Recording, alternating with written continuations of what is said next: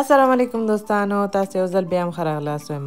راځئ چې نن تاسو سره په دې ویډیو کې د پسه ورون یو داسې کباب جوړولو طریقه درښیم چې د خوند ترڅنګ جوړول یې هم بېحده آسان دی چې تاسو کولی شئ خپل میلمستیاګانې په دې خواړه نور هم خوندورې کړئ.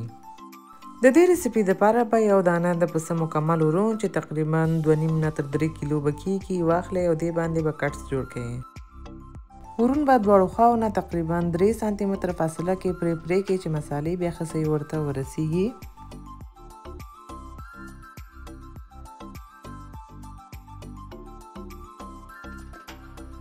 ورپسې به یو بل لوښی واخلئ، په دې کې به 4 یا 5 پلې اوږه میده کړئ او پکې واچوئ.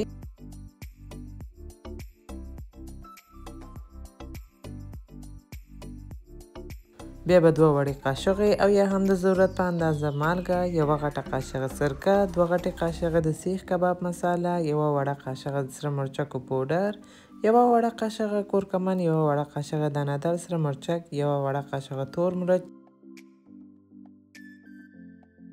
1 دانه لیمو به هم واخلئ او دا پکې وزبیښئ او په آخر کې به 2 غټې قاشغې غوړي هم پکې واچوئ او ښه یې سره مکس کړئ. ما دلته د ریسیپي دپاره د زیتون غوړي کارولي دي. ورپسې به د پسه ورون لاندې اول الومونیم کاغذ کېږدئ او بیا به دا غوښه پرې کېږدئ. غوښه مو چې پرې کړې وه هلته کولی شئ 1 څو دانې هوږه کېږدئ. البته دا ضرور نه دی، ولې که کېږدئ نو نور هم خوندور به شي. بیا به دا غوښه په مسالو کې دواړو خواو نه ښه صحیح پټ کړئ. کوشش وکړئ چې پرې شویو حصو کې هم ښه صحیح مساله ووهئ. یو طرف نه مو چې مساله ووهله بیا به په بل مخ واړوئ او بل مخ یې هم ښه په مسالو کې پټ کړئ.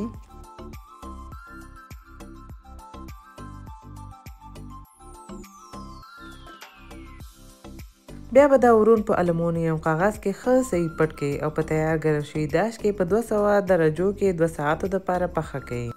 البته د داش درجه یو داش نه تر بل داش فرق کوي. تاسو خپل داش ته په کتو په کم درجه یې پخه کړئ. تر هغې به 1 څو دانې کچالان او 1 څو دانې پیاز لږ غټ غټ میده کړئ. کچالو تاسو کولی شئ پوستکي سره میده کړئ.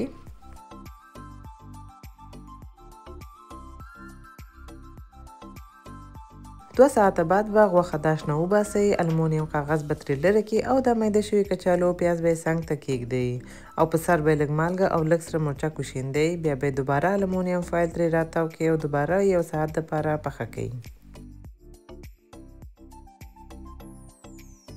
1 ساعت بعد به یې دوباره داش نه وباسئ، غوښه به په بل اړخ واړوئ او دوباره به 1 ساعت دپاره داش کې کېږدئ. دا ځل به الومنیم فایل ترې نه راتاوئ او د داش درجه به هم لږ تیز کړئ. دا کباب باید مکمل 4 ساعت دپاره په داش کې پوخ شي تر څو منځ یې هم ښه صحیح پوخ شي او خام پاتې نه شي. تر هغې به نو کوم لوښی مو چې ورته خوښ کړی وي هغه به راواخلئ، لاندې به سلات واچوئ، په سر به یې کباب کېږدئ، 1 څو ټوټې لیمو به یې هم په سر کېږدئ او کچالو پیاز چې پخه شوي وو هغه به یې هم څنګ ته کېږدئ. دا لوښی تاسې کولی شئ لکه څنګه چې ما جوړ کړی همداسې جوړ کړئ او یا هم د خپلې خوښې په طریقه یې جوړ کړئ. نو دوستانو هیله ده چې د نن ورځې ریسیپي به مو هم خوښ شوې وي. که مو خوښ شوې وي لایک او شیر یې کړئ او که زما چینل مو سبسکرایب کړی نه وي نو سبسکرایب هم کړئ.